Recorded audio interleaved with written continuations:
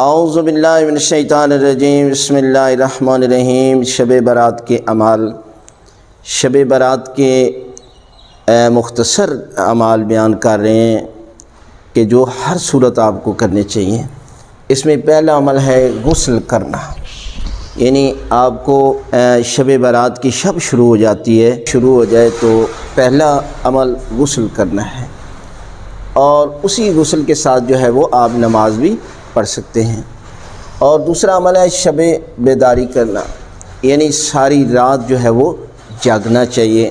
حضرت امام زین العابدین علیہ السلام فرماتے ہیں کہ جو بندہ شب برات کو ساری رات جاگتا رہتا ہے، عبادت کرتا ہے، تو اس دن کہ جب سب دنیا کے دل مردہ ہوں گے، اس کا دل مردہ نہیں ہوگا بلکہ خوش و خرم ہوگا، اور اس دن یہ مطمئن ہوگا۔ اس لیے اس رات کو شب بیداری کرنے۔ تیسرا ہے زیارت امام حسین علیہ السلام پڑھنا، یہ سب سے بہترین عمل ہے۔ تیسرا کہ آپ جو ہے وہ کسی چھت پر یا کھلے آسمان پر یا اسی جگہ پر بھی جو ہے وہ جس طرح نماز کے بعد زیارت امام حسین علیہ السلام پڑھتے ہیں، وہی ایک لفظ کہہ دیں، السلام علیکم یا ابا عبداللہ الحسین، اور اس کے بعد 2 رکعت ہدیہ زیارت امام حسین علیہ السلام نماز پڑھ لیں تو یہ عمل جو ہے وہ مکمل ہو جائے گا۔ چوتھا عمل ہے صلوات پڑھنا، زیادہ سے زیادہ اس رات جو ہے وہ آپ درود کی تلاوت کریں، یعنی درود کی تسبیح کا ذکر زیادہ سے زیادہ کریں۔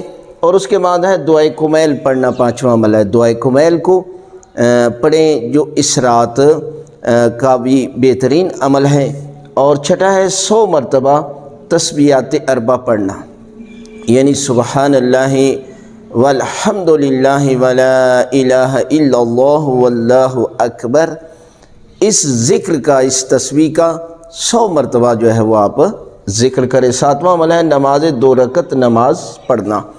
حضرت امام جعفر صادق علیہ السلام سے پوچھا گیا کہ اس رات کی بہترین دعا کیا ہے، تو آپ نے فرمایا کہ نماز عشاء کے بعد 2 رکعت نماز پڑھنا ہے، اور اس میں سورہ الحمد کے بعد سورہ کافرون، اور دوسری رکعت میں سورہ الحمد کے بعد سورہ توحید یعنی قل هو اللہ احد کی تلاوت کرنی ہے۔ یہ 2 رکعت نماز پڑھیں۔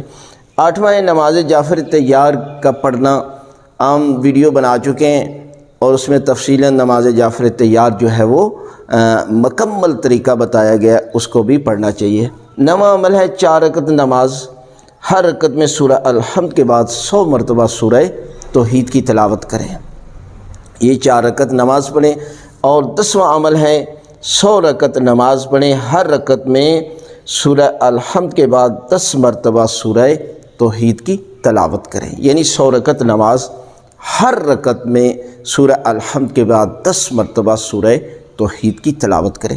اور باقی دعائیں جو منقول ہے وہ مفاتیح الجنان سے پڑھ سکتے ہیں، تحفۃ العوام سے پڑھ سکتے ہیں، لیکن جو مکمل میں نے بتائے ہیں یہی اعمال ہیں، اور ان اعمال کو آپ کریں گے تو پروردگار اس رات کے صدقے میں آپ کی عبادت کو قبول بھی فرمائے گا اور آپ کے گناہ بھی معاف کرے گا، اور اس رات کے صدقے میں جو حاجت آپ مانگیں گے، حضرت امام زمانہ علیہ السلام کے صدقے میں پروردگار آپ کی دعاؤں کو اپنی بارگاہ میں قبول فرمائے گا۔